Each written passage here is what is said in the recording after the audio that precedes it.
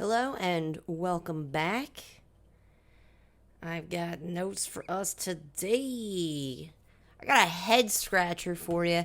Maybe not a head scratcher, just kind of like, oh, because that's kind of how I felt about it. Even though it seems quite obvious, especially if you're one of these people, which I was, but I didn't realize this was a choice that I was making after a while.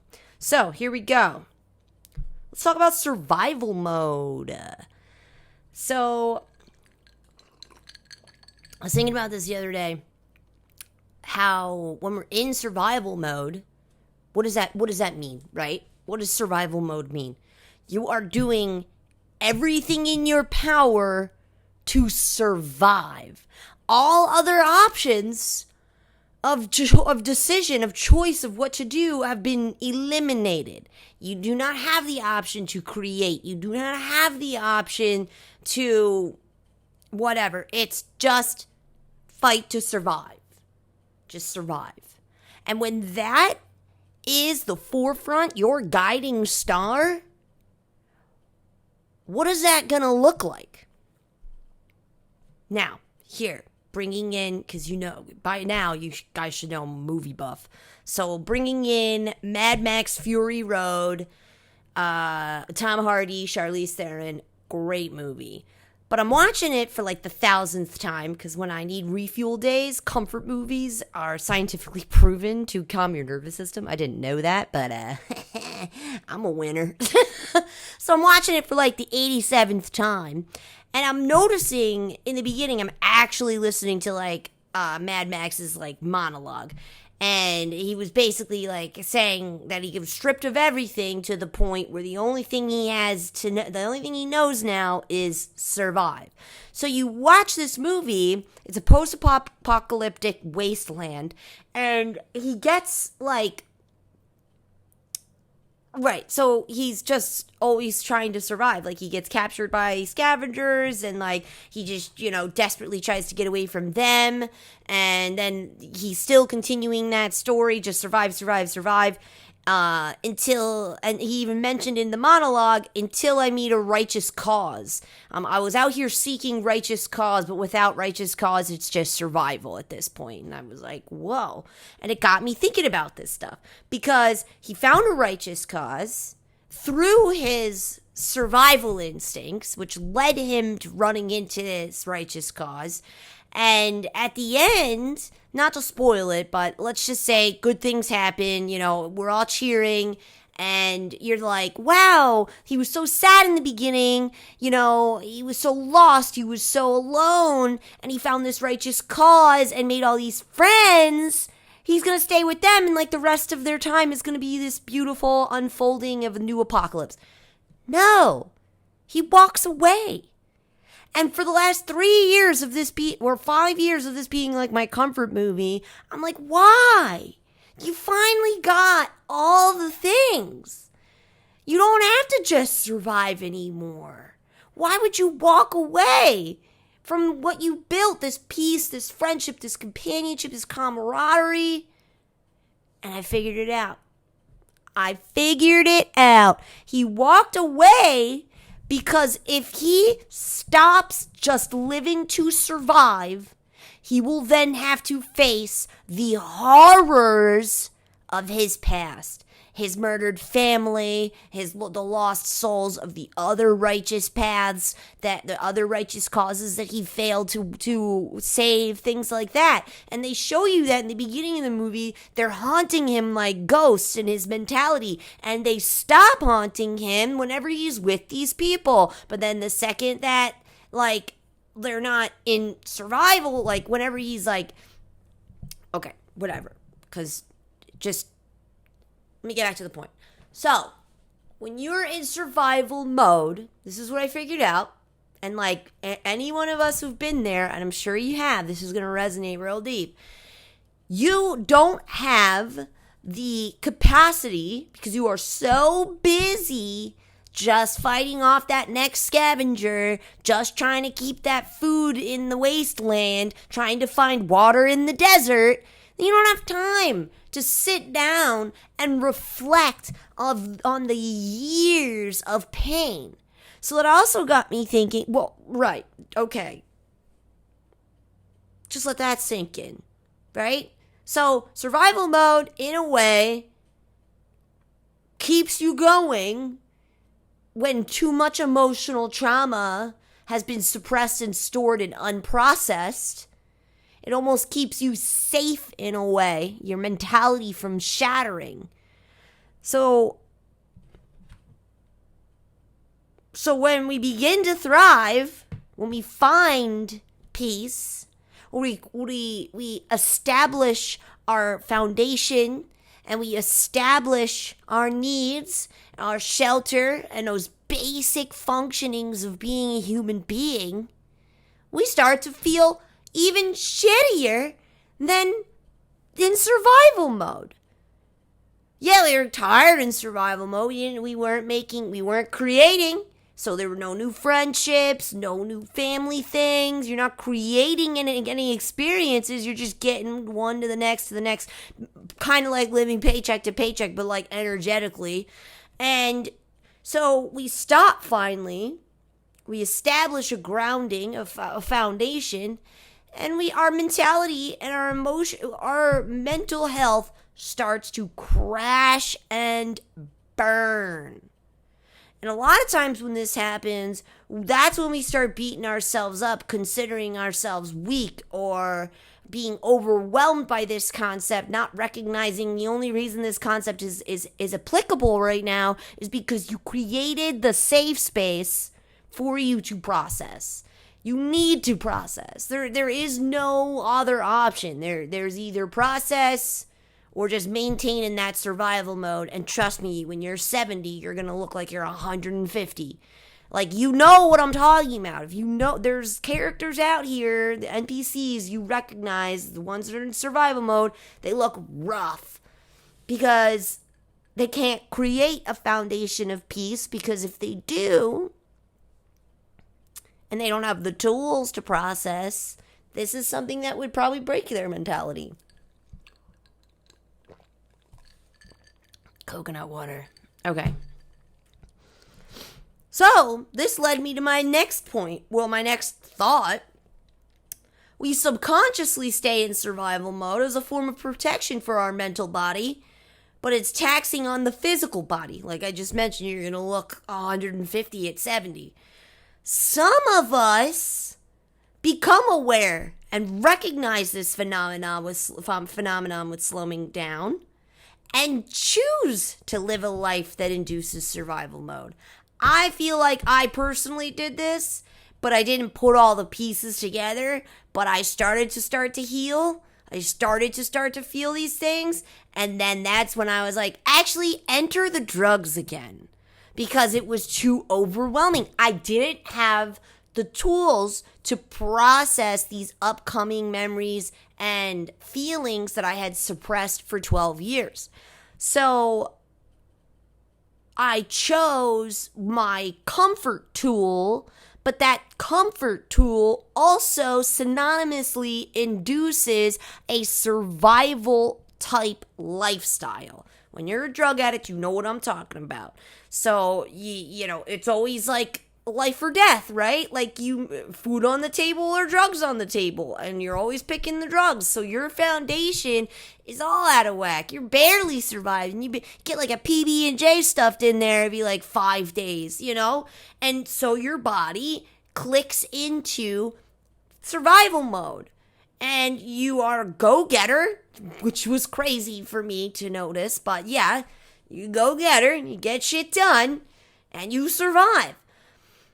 However, we're not meant to live like that.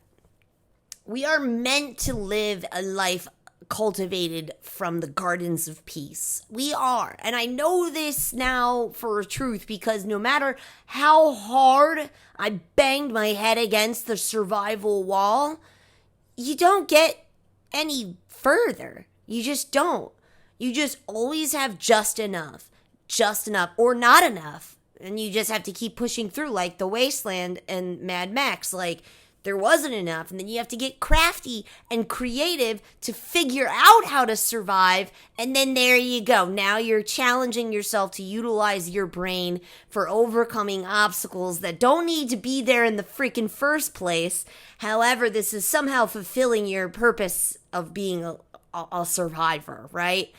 And we really kind of misconstrue what it means to survive versus thrive. And I actually, now that I'm saying that out loud, I don't really like that comparison, because it doesn't freaking feel like thriving for a very long time. And then even when you do start to feel the reminiscence of thrive mentality, it's like with the simplest stuff. Like, I'm thriving because I'm not smoking a cigarette right now and I'm drinking coconut water. You know, like it puts into perspective what that word actually means. And I feel like when we use it so liberally on social media, we think of it like, oh, so once I get out of survival mode, I just go boom, up, and I just thrive like this crazy growing garden just busting out of the fence. That's not true. So let's humble ourselves with, cause like that garden, if you're building it right, it's not gonna break the fence down. You're gonna recognize the next year that you need to build a bigger garden box. You need to build bigger planters and bigger fences. It's a slow growth. That's the most self-sustainable one. Imagine that it did happen that way. You finally stop to sit with your emotions and then poof, everything just goes out of control with growth. How would you be able to maintain and handle that? You wouldn't. The garden would overtake the rest of everything and you'd be back in that shitty mentality of before. So survive versus living. How about that? Let's put this in a different perspective. Survival is literally that. You don't know where your next meal is coming from.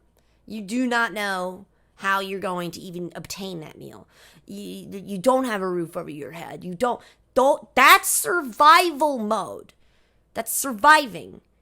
I'm not talking like emotional survival mode, which can maybe look a little different. You know, I'm not going to go to, there could be a shit ton of branches, but I'm talking like straight up survival mode. We put ourselves in that mode when everything, it can be too much. Emotional survival mode. What would that look like? I feel like that would be like, yeah, you have the food on the table and the roof over your head, but like you literally got to, okay, when I'm thinking that makes me think like on my worst depression days, emotionally surviving, you know? Where like, yeah, I've got the food and the water, but like to go get to them is like a whole nother story. But that's different. I think about that we'll tag emotional survival mode with low days of depression and mental health challenge days. But survival mode in general, when I'm talking about survive versus just live, yeah, you don't know where that's coming. You don't have your basic amenities. That's the issue here.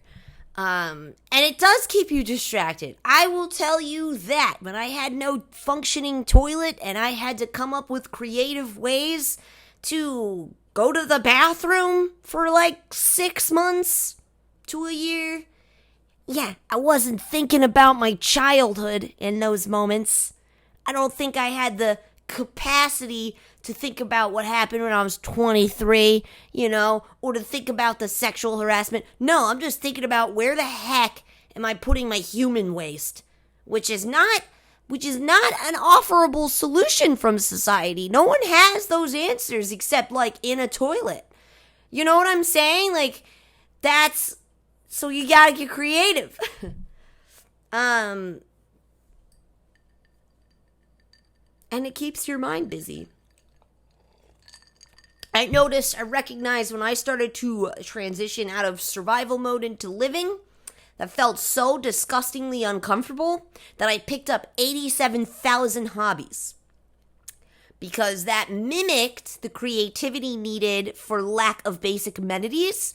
Was like, what else can I build? What else can I make to make A, B, and C more efficient? That became a new addiction. How can I make everything in my life uber efficient? Like down to my desk, to the way I file folders. Like, yeah, that stuff actually already has answers, but I actually shut myself down from any kind of source of information because I needed to replicate survival mode mentality.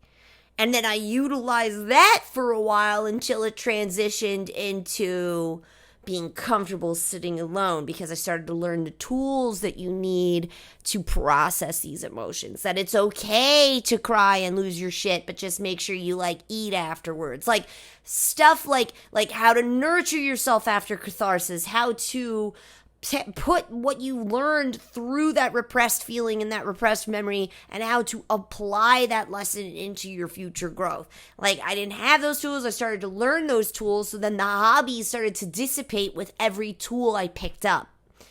Now it's just cool that I know how to do a bunch of shit. Like, that's awesome, jack of all trades there. But, so there's never a downside to using that methodology to getting from survival mode into living mode. Pick up 1,000 hobbies, but just stop with the numbing substances. That's definitely the key. Because that doesn't get you any further. So when I tried again, it was the hobbies instead of the drugs. And then my hobbies ended up churning into my business, my small business. And then that gave me more of a reason to get up in the morning, right? And then the rest is history. So I bring this up because I'm using my story as an example so that we can make this full idea. And now I want you to picture people out in the wild who do you wrong. How do we know they're doing you wrong and they're not just trying to fight for their life to survive? Because that is what they need, because they don't have the tools yet to emotionally process. So they will create drama. They will create problems where there are no problems. You know what I mean? There's the instigation of things, of arguments, or just passive aggressive, You know what I'm talking about. And I'm telling you this so that you can find more compassion, yet also recognize to walk away. Do not engage unless it's because you can lead a horse to water, but you can't make them drink. How do you convince people? The answer is you can't. But theoretically here, how do you convince people that are stuck in survival mode, constantly creating tangible problems that don't need to be problems, tethering themselves to the human condition of addiction to suffering? How do you tell them it's because they just don't have the tools to process their emotions correctly? No, it's hard to get people to believe that. I try sometimes, I want to say it, and then I'm it just sounds so far-fetched. I'll say it anyway, but the response I usually get is no, I have a medical problem, or no, life is just really like this. And I'm but I lived you before, and now I live me, and I know that that's not just life. That is a chosen lifestyle, for sure. But there are an infinite amount of ways that you can live this life. And if you'd like to live it in a sense of ease, I'm not saying you're not going to have challenges and self-growth and self-competition in that way of challenging yourself to be better. No, that's going to happen for sure. That if you negate that, then you just don't evolve. You're just going to phase out. So, but a life of ease is one that's rooted in peace, rooted in health, meaning healthy relationships, healthy diet, healthy exercise, healthy activities, healthy hobbies. Health is a life of ease, because the heavy thing, or breaking down and setting up for my pop-up events with the table and the tent and all my inventory and everything, like, that's a lot easier now that I, like, work out, right? So, like, life of ease doesn't come from a lack of self-discipline and a lack of self-challenge. You still need all of that, but it does become easier the more you push your body and mind and spirit to become stronger. And that life, though, is rooted in peace. It's peaceful. And survival mode is not necessarily peaceful because the foundation is missing. The food on the table, the roof over the head, right. And if you have all those things, then like I started to, when I started to transition away, you will then create another challenge to keep your mentality distracted and stuck in survival mode. And then that's when we usually see drama. The addiction to human suffering. Like, oh wait, what did I call that? Whatever. It's something I wrote a while ago, a paper about it. But yes, drama floods our brain with endorphins and dopamine, which is exactly what you get from survival, which is also what you get from working out. So if you don't have the healthy tools, so you're on survival mode, and you could go to working out to release the same brain chemicals to strengthen your mind mentality, or you can choose the non-self-sustainable option, which is the cheap release of cheap dopamine and cheap endorphins that does not last very long, because you will eventually keep dramaing until you meet people that don't drama back. And now it's like, oh.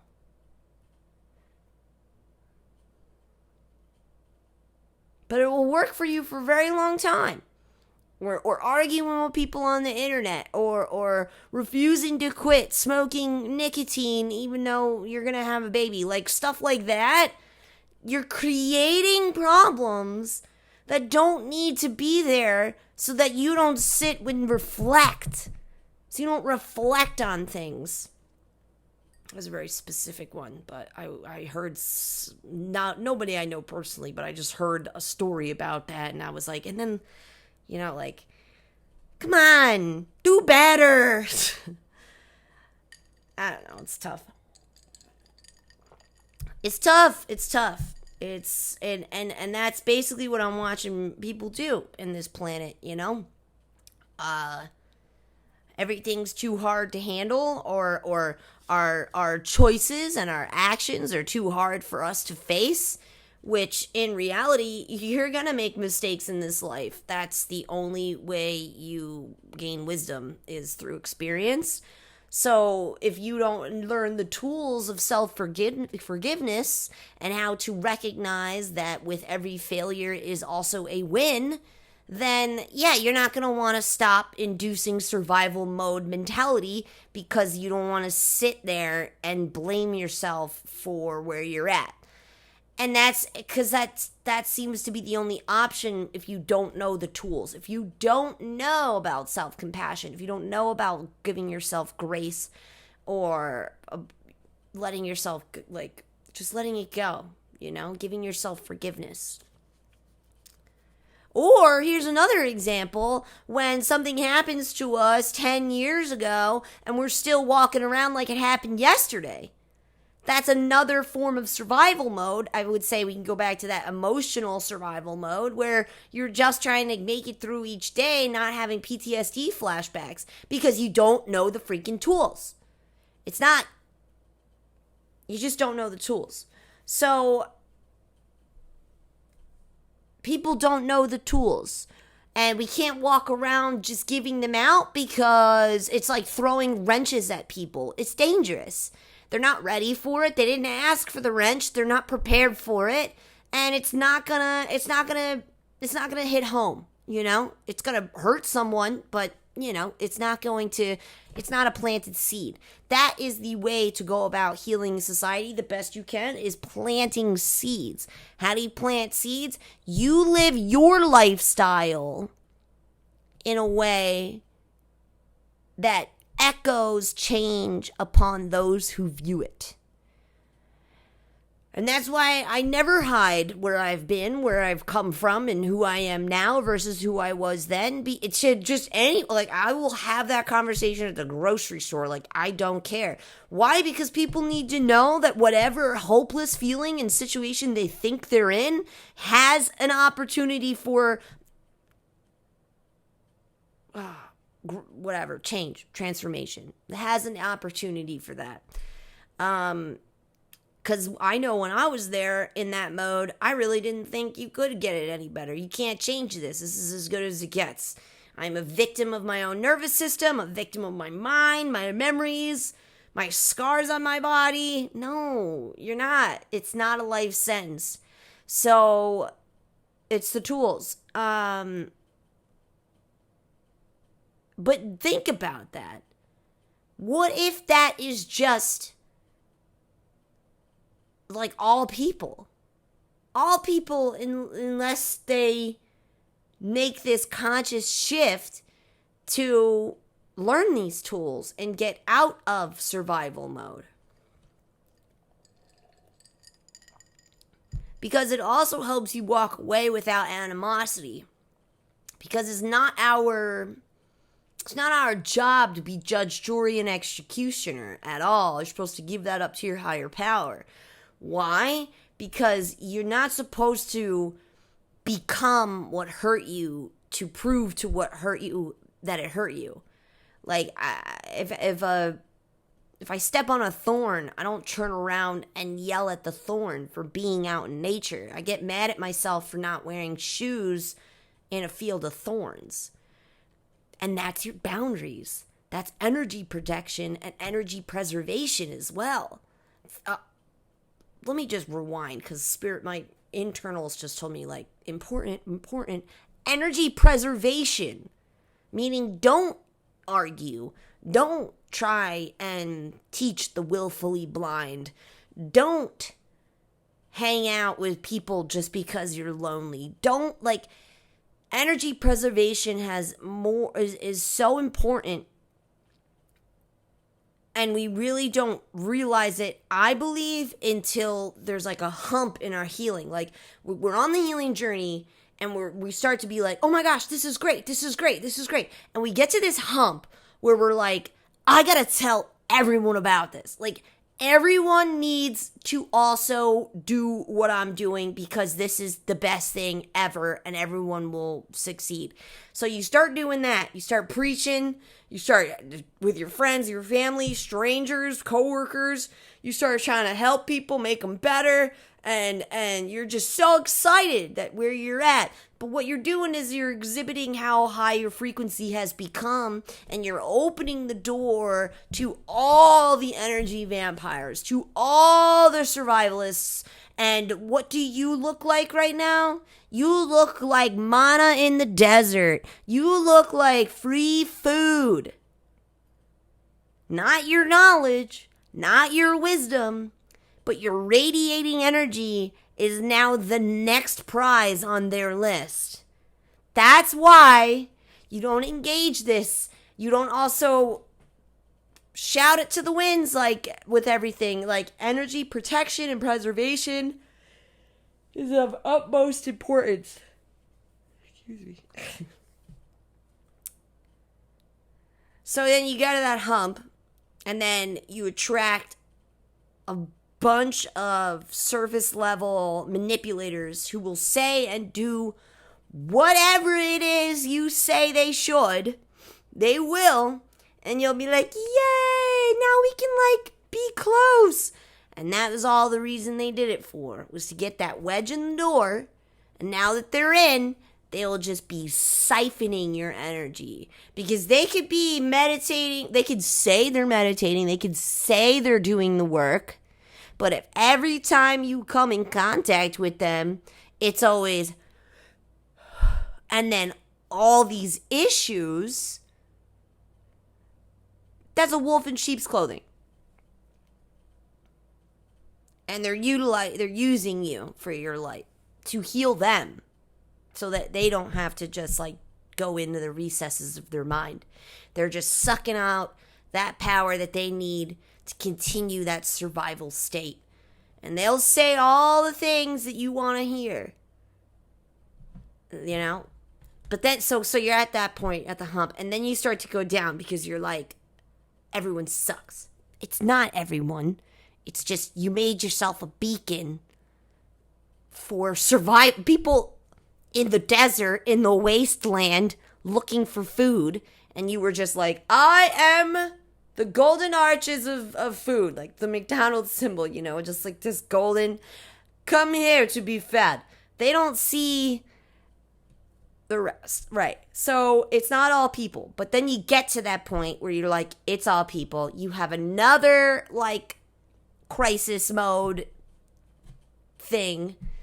experience, and I don't know about everyone else, but at that point I just isolated. I was like, I'm good. I don't need to be important. I don't need people to know how far I've come. I don't need to share my wisdom right now to just everyone. And then after that plateaus for a while, you start to learn the energy protection and the preservation.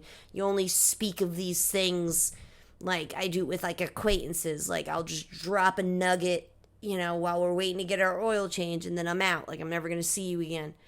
And those are seed plants. I've learned that seed planting is way better than dragging the horse by the bridle and then trying to shove its head in the water. Horses are way stronger than you. So you seed plant, but you walk away and you allow the receiver a choice. They can either water that seed, mull it over and think about it. That's watering it.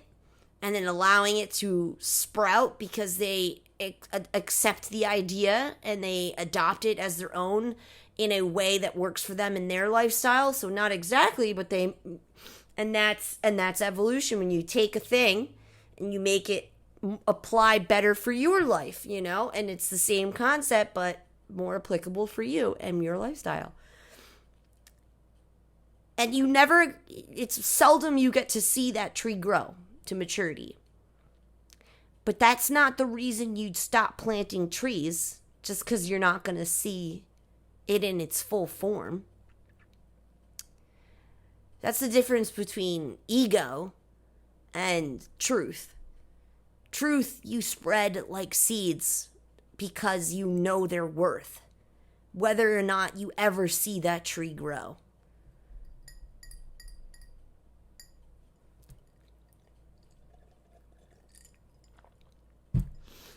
And yeah, that might not make you everyone's favorite person, but it's a whole hell of a lot better than dropping your energy, because this is another form of energy protection that people do, but they do it unconsciously and they don't realize that it's actually worse for your energy.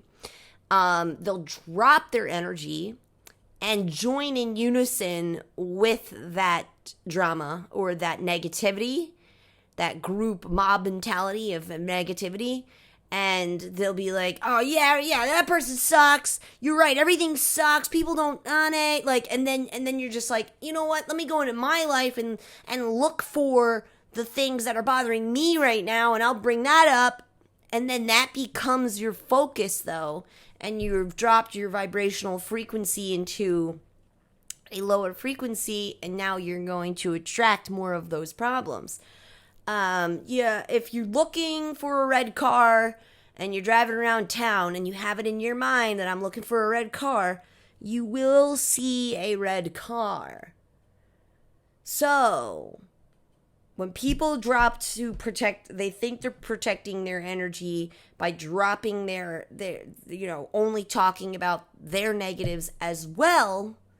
You are now shifting your focus away from your blessings and your gratitude, and you're looking at the one time, your purse broke. Like, I've had 8 different things happen over the last week or two that potentially negative. They were problems that needed to be solved, But that's exactly what they got solved, And they were only a minute part of the whole grand of the day. Like, for instance, my purse broke, but I was at a park with my friends after getting ice cream and watching the sunset over a town in the distance. Like, why am I going to complain about my purse?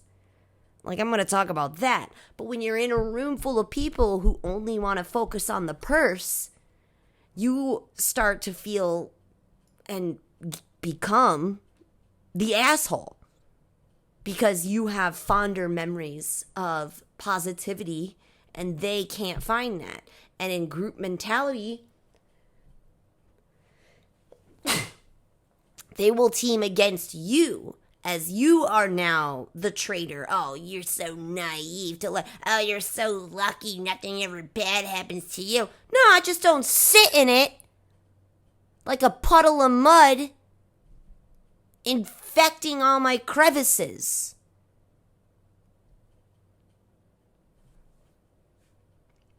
So, you gotta choose. The fear of being rejected in that way, which now you have an amazing comeback. You can say that. No, I have things. I have challenges in life, but in the face of adversity, it's always opportunity. And I'd rather not sit in the mud, but dance in the rainbows. The rain and the rainbows. Like, right? You gotta get used to not being liked. Because it's for your own benefit. Like, who cares? And you have to push yourself to maybe be that guy in the room who's only got good things to say in a room full of negatives. Or get the hell out of that room. It's very hard when it comes to family or like your partner's family or just like, people you feel obligated or like a boss at your job. But there are still dialectical and efficient ways of communicating these boundaries with these people that don't need to be disrespectful. In a room full of people that don't matter, though, I'd say the whole mud thing. I'd be like, yeah, I just don't like to sit in mud. It's a little gross. You know what I mean? Like, whatever. Let them think about it. Seed plant. Pop. Seed plant. You know what I mean? And we'll go away. So, think about that. Mull that over. Are you in survival mode? Are you doing too much? Because, if you're not taking time to reflect, you may be inducing a synthetic survival mode. Like you got the food, you got the water, you got the shelter, but it's like you're still not sitting in stillness. You're packing on, you're tacking everything on. You might be inducing a synthetic survival mode so that you don't have chance to sit with your thoughts and emotions. And you know what? If you're not sure, take 10 minutes out of your day every day to sit down and ask yourself, I feel blank. I feel this way because this is the reason, blah, blah, blah, and journal it out. Force yourself to get in the feels. Because sometimes you might not notice. And that's why I believe that, meditation is important every day. But most importantly is because you're observing what you're putting on the back burner. You can't put shit on the back burner for too long. It's going to burn. Your whole life down. It's going to catch on fire and cause a kitchen fire. And if you don't have the right tools, you're going to throw water on that grease fire. And your whole house is going to explode. Your whole kitchen will explode. That's why. Learn the tools. Get stuff on the front burner. Proactively work with it. Don't let anything simmer. And unless it's a seed plant, water that puppy. Get him in the soil. Get watering.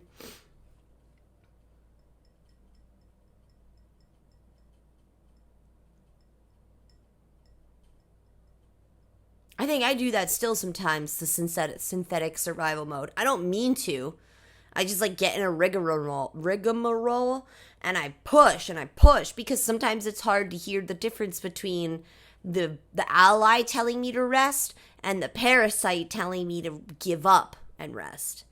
There it's a really thin line. And it's hard for me to differentiate the two. Today I'm starting to recognize, because I've made it now an intention to try it, because I'm noticing these things in myself, so I'm making an intention to be more aware of it. And I'm noticing that today is I'm not it's not the parasite, it's the ally telling me to rest. Why? Because all the things that have to do with like reading, studying, catching up on my client paperwork, watching that show The Chosen, which is like the gospel stories of Jesus, like all those activities sound great. But what doesn't, I just like popped it in my head and my whole body was like, is like food shopping. I can't right now. I just can't. But my brain's not saying no to everything. It's just saying no to that right now. And like, anything else basically. Anything that's not like aligned with like my mental and my spiritual, or not my mental and spiritual, my just not work. Trying to get me to realize I worked the whole weekend and like I'm allowed to take today to do light work because I have to prepare for my sessions tomorrow. So like light work while sitting on the couch. I'm allowed to bring my client folders into my family room. Like that's what the voice is saying. Like you can work, but you got to do it in a way that is restful. And I'm starting to learn that that's the ally voice, and the parasite is the voice that is more synonymous with don't do anything at all. Just rot here. Just don't. Just scroll on your phone. Just, and that's not what I'm feeling today. I'm feeling like I should just be binge watching that show and keeping my house as cool as I can. And I worked out because that is a new... Even if the brain tells me not to do that, I'm going to do it. Excuse me. So, thanks for coming. Let's keep this convo going. I'm going to go, though. I'm pretty tired. I'm not going to lie. The weekend did beat me up. In a positive way, though. Like, blessings. I thank you for the abundant blessings upon my life. I pray for the self-discipline to maintain them and expand the road for more blessings to land, for more abundance. And I am so grateful. That's a thing too. When you do something hard, but it earns you something good, positive, you need to recognize that. Because if you keep thinking of just how hard it was or how tiring it was, then you're not focusing on the blessing and you won't receive more blessings. You'll just receive more things that are just hard without the attachment of blessings and abundance. I don't make the rules. I just follow them. Have a great day, everybody.